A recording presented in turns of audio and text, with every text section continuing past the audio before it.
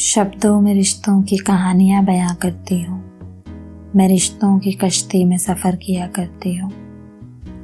दोस्तों, हकीकत के पन्नों से आज मैं प्रीति आपको सुनाने जा रही हूँ मेरी अपनी लिखी कहानी अधूरी बातें।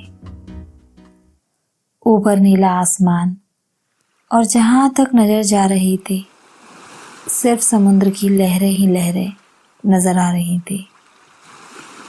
मुंबई के बहुमंजिला इमारत की बालकनी से नज़र आ रहे इस खूबसूरत व्यू को देखते ही रजनीश आज उन अधूरी बातों में कहीं खो गया जो आज भी सिर्फ अधूरी ही हैं। नीला आसमान और समुद्र की लहरों के बीच सोचो जरा, तुम्हारे हाथों में मेरा हाथ। हाउ रोमांटिक ना रजनीश। एक्सक्यूज मी सर, क्या आप कोई और फ्लैट देखेंगे या इनमें से ही कोई फाइनल करना है? हाँ भैया, बस 5 मिनट में आता हूँ। रजनीश ने ब्रोकर को उस वक्त तो टाल दिया था, लेकिन वो इन पलों के साथ थोड़ी देर और रुकना चाह रहा था। उसने बस आंखें बंद की ही थी कि जेब में रखा फोन घनघनाने लगा। हेलो। हाँ पापा। रजनीश कहाँ है बेटा? जल्दी घर आ, तेरी माँ की तबीयत अचानक बिगड़ गई है। मैं उसे हॉस्पिटल लेके जा रहा हूँ। मैं बस अभी आया पापा। सब बातों को एक बार फिर वहीं अधूरा छोड़कर रजनीश उल्टे पैर नीचे की ओर तेजी से दौड़ पड़ा। सर बताइए ना, आपका डिसीजन क्या है? क्या आप फ्लैट फाइनल कर रहे हैं? देखिए, मैं आपसे कल बातें करता हूँ।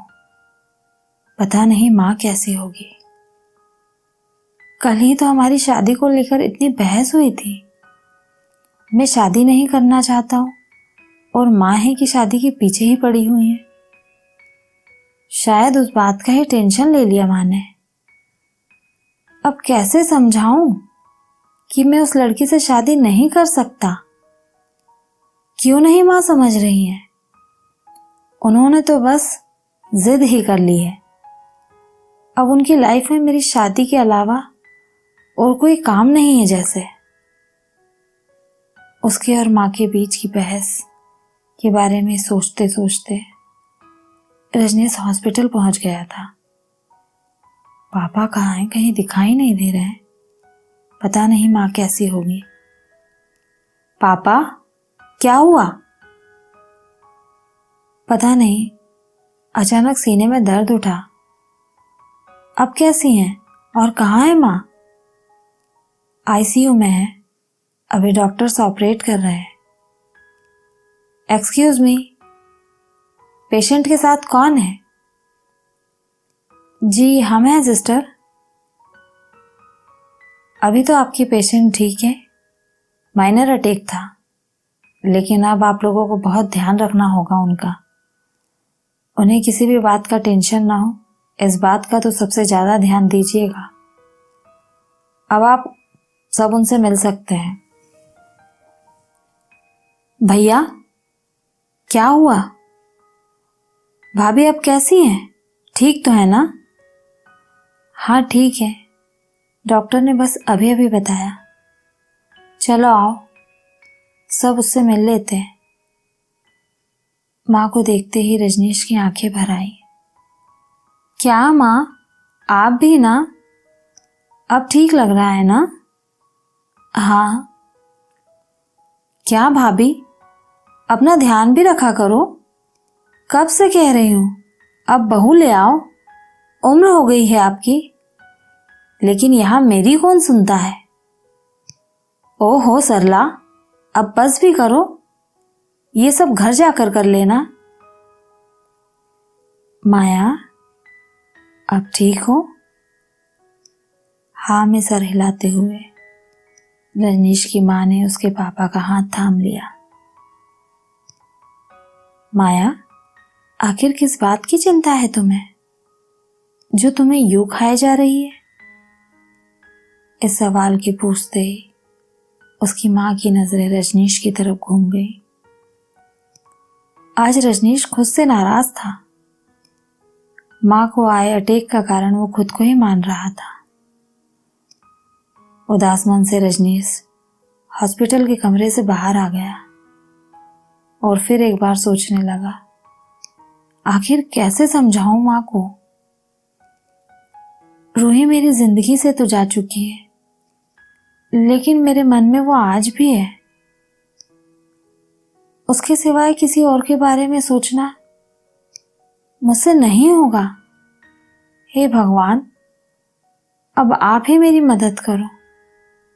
मैं माँ को भी यूं नहीं देख सकता हूं और रूही की जगह भी किसी और को नहीं दे सकता। आपको तो पता है ना, हम दोनों ने साथ मिलकर कितने सपने देखे थे।